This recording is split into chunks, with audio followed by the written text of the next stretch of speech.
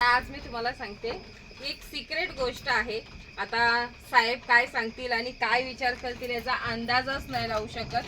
पण आज असं गोष्ट आहे की आजपर्यंत जो गव्हाचा आपण भुस्सा होता, आता ही जी मेंढरं खात आहेत ना, हा गव्हाचा भुस्सा आहे। आपण तुडीतनं काढलेला आहे। जो गव्हाचा भरडा आपण काढतो, जसं गहू वगैरे भरडून चारा जो राहतो त्याला ह्या टायमाला आपण स्टोरेज केलेला करण्यासाठी आपण साठवलेला आहे आणि साठवून नंतर त्याची टोडीमध्ये बारीक कुट्टी केलेली आहे, बारीक चालन लावून। आज म्हणजे विचार करण्याची गोष्ट अशी झालेली आहे की कधी विचार नव्हता केला की गव्हाचा भुस्सा सुद्धा ही मेंढरं खातील। पण आज डोळ्यासमोर एकदम स्पष्ट बघते की आवडीने मान एकाची पण असं वर नाहीये। सकाळी पण आपण घातलेलं, सकाळी सुद्धा घातलेलं होतं ना, तेव्हा सुद्धा गव्हाणी एकदम चकाचक होती। जसं कडब्याचा आपण भुस्सा करून घालतो ना, ती जसं आवडीनं खातात त्या टाईप मध्ये किंवा त्याच्यापेक्षा क्वालिटी हा चारा खात आहेत गव्हाचा भुस्सा। आणि आपण आता ह्या टायमाला मात्र गव्हाचा जो आपण भरपूर आता आपल्याकडे गवत जास्त आहे, त्यामुळे गव्हाचा प्रत्येक जणाचा चारा जो आहे तो आपण स्टोरेज करून ठेवणार आहोत। तसं बघायला गेलं तर साहेबांनी ह्या मेंढ्यांची किंमत कमी केली आहे, पण किंमत जी कमी केलेली आहे तिथे काय आपलं नुकसान नाहीये। साधारण माणसाला, जे सामान्य माणूस आहे त्यांनाही घेता आलं पाहिजे, त्यांना विकता आलं पाहिजे, यासाठी ह्या मेंढ्यांची किंमत वगैरे कमी केलेली आहे। पण मात्र एक अशी गोष्ट त्यांनी चांगली केलेली आहे, मलाही खूप आवडतं। आणि ह्याच्या पुढे साहेब जे काही सांगतील तुम्हाला व्हिडिओद्वारे किंवा आणि काही नवीन जे प्रयोग करतील ना, त्याने मात्र तुमचं हे मेंढी पालन सक्सेस मध्ये राहणार आहे। आता तसंच बघायला गेलं तर मी एका व्हिडिओ मध्ये सांगितलेलं होतं की शेतकऱ्याच्या गवताच्या काडीला सुद्धा किंमत चांगली आहे किंवा विकता येते ती काडी।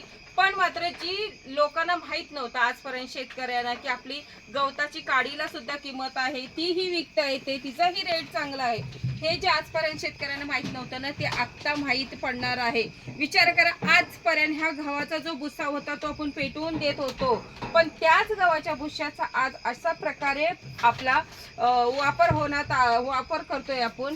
आणि हे सर्व म्हणजे एक तसं बघायला गेलं तर हा साहेबांच्या डोक्यातला विचार आहे की आपण हा गव्हाचा जो भुस्सा आहे, की आता काही लोक बघा तबेल्यात वगैरे नेतात, मग ती नेतात, मग आपली मेंढरं का नाही खाणार? आपल्या मेंढरांसाठी बारीक चारा लागतोय, मग आपल्याकडे टुडीची कुट्टी आहे, तिचा वापर करून आपण अशा प्रकारे आपण हा गव्हाचा भुस्सा हे केलेला आहे, बारीक पावडर केलेली आहे आणि तीही खूप छान प्रकारे खात आहेत। यासाठी प्रत्येक शेतकऱ्याने एक लक्षात ठेवायचं आहे, आजपर्यंत जो आपण कचरा म्हणून पेटवत होतो, चारा जो होता तो आजपर्यंत आपण कचरा म्हणून, जर सोयाबीनचा भुस्सा असू दे किंवा तुम्हाला तुमच्या शेतात इतर काही गोष्टी असू दे जी खात नाहीत, वेस्टेज जात होतं, ते डायरेक्ट शेतकरी काय करत होता, लगेच माचीची कांडी लावून द्यायचा आणि पेटवून द्यायचा। पण त्याच कचऱ्याची आज एवढी किंमत झालेली आहे। आज तो कचरा मात्र एक अनमोल झालेला आहे प्रत्येक शेतकऱ्याला, कारण की त्या प्रत्येक शेतकऱ्याला माहीत पडलेला आहे तो चारा म्हणून त्याचा कसा वापर करायचा आहे। आणि हे सर्व आपण वापर जे करणार आहोत हे एकच हे यंत्र, जो म्हणजे आपली टुडीची जी कुट्टी आहे ना, त्या कुट्टीमुळे आपण त्याचा वापर करणार आहोत। त्याच्यात जी पावडर होते त्या पावडरचा रिझल्ट मात्र आपल्या मेंढराला चांगला येतोय। म्हणूनच त्या कचरा जो आपण पेटवत होतो ना, त्या कचऱ्याची किंमत वाढते आणि ती कचऱ्याची किंमत वाढते, तो आपण चारा बनवतोय।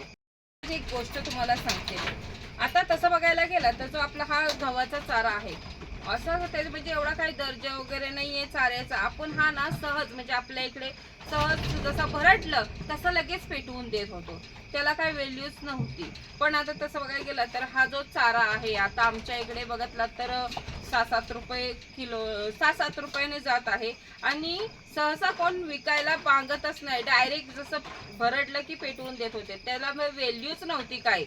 आणि काही ठिकाणी असं पण आहे की 10-12 रुपये पण जातं, पण आपल्याला ते माहित नव्हतं। तबेल्यानं जास्त करून हा आपला जो गव्हाचा भुस्सा आहे ना तो जातो, पण आपल्याला माहित नसल्यामुळे आपण ते पेटवून देत होतो। आणि भविष्यामध्ये असं होणार आहे, आता हे जे मेंढी पालन आहे किंवा शेळी पालन आहे, जे काही आहे ना, शेळी पालन मेंढी पालन हे मात्र तोच करू शकतो ज्याची स्वतःची शेती आहे।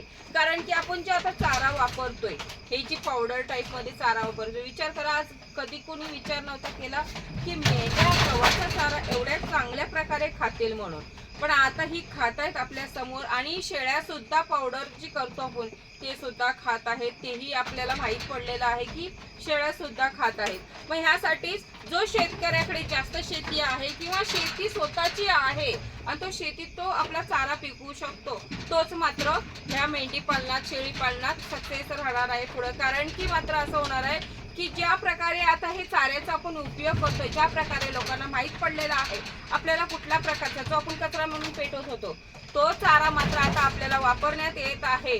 ह्यासाठी चाऱ्याचा रेट हा पुढे भविष्यात आपण विचार करू नाही शकत एवढा रेट वाढणार आहे.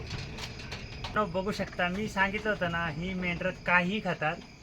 गव्हाण्यांमध्ये गव्हाचा भुस्सा एकदम म्हणजे लो क्वालिटी चारा, आणि ही अशा पद्धतीने खात आहेत.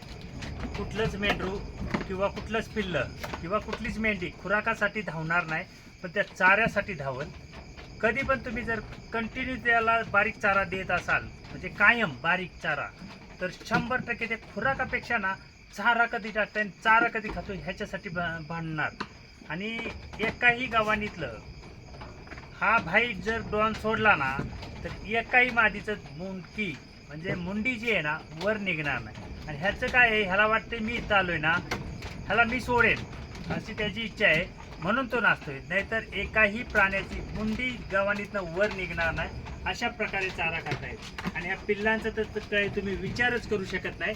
अशा प्रकारे म्हणजे जर गव्हाचा चारा ही खातायत, काट्या जर खातायत म्हटल्यानंतर गव्हाचा चारा का खाणार नाही, तर हा आपण केलेला एक अभ्यास आहे. आणि तुम्ही टाका नका टाकू, पण बघू शकताय तुम्ही आता काय पद्धतीनं ती चारा खाऊ शकतात. आणि तो पण गव्हाच्या भुस्स्याचा चारा आहे, दुसरा कुठला नाही. आणि क्वालिटी चारा द्या, हे करा ते करा, काय गरज आहे. बघा कशी करतात. आमचा बाहुबली बघा तुम्ही, मला दुसरं लय नको, आमचा बाहुबली बघा आहे ना, चाऱ्यासाठी भांडतोय, खुराकासाठी तर भांडतच नाही. ते बहीण त्याची आहे आणि तो, आणि हा पिस्तूल आहे आमच्या इकडे खाली. यांचं सगळ्यांचं एकच भांडण आहे, चारा आम्हाला पाहिजे. चाऱ्यासाठी हे भांडण चाललेलं आहे. जर काय अशा प्रकारे प्राणी खात असतील तर विचार करा, मेंढीपालन सोपं आहे की नाही. आणि एवढ्या जर क्वालिटीमध्ये होत असेल किंवा एवढ्या जर चांगल्या पद्धतीने हे होत असेल तर मेंढीपालन करायला काय हरकत आहे. तर प्रत्येकाने एकदा विचार करा, आपल्या शेतामध्ये जे काय पिटवून देतो तेवढंच गोळा करा, त्याच्या पलीकडे काहीच गोळा करू नका आणि ते ह्यांना घाला. नाही म्हणलं तुमच्या शेतामध्ये जो काही काडी कचरा आहे ह्यांना घातलं. आमच्याकडे आता जिवंत प्राण्याचं वजन 450 रुपये किलोनं जातं, पण नाहीच तुमच्याकडे गेलं 300 रुपये किलोनं तर जाईल, ह्याच्या खाली तर जात नाही. आणि 300 रुपये किलो जर मग होत असेल हे, तर काय बिघडते, आपल्या शेतातला जो काही काडी कचरा आहे तो गोळा करू आणि त्याचा चारा बनवून ह्यांना खायला घालू. 100% 300 तर तुमच्याकडे जाईल, आमच्याकडे तर 450 जातं. मी जेव्हा काय आता आमच्याकडचा रस्ता होईल, मटन शॉप टाकायचा विचार आहे. ते जर प्लॅन झालं तर मग मी पण स्वतः मटनचं शॉप टाकणार आहे. कितीने होईल काय होईल ते वेगळी गोष्ट आहे, पण जर काय असं बारीक विचार केला तर 100% मी सांगतो ना, मेंढीपालन हे कधीच ऐकणार नाही तुम्हाला.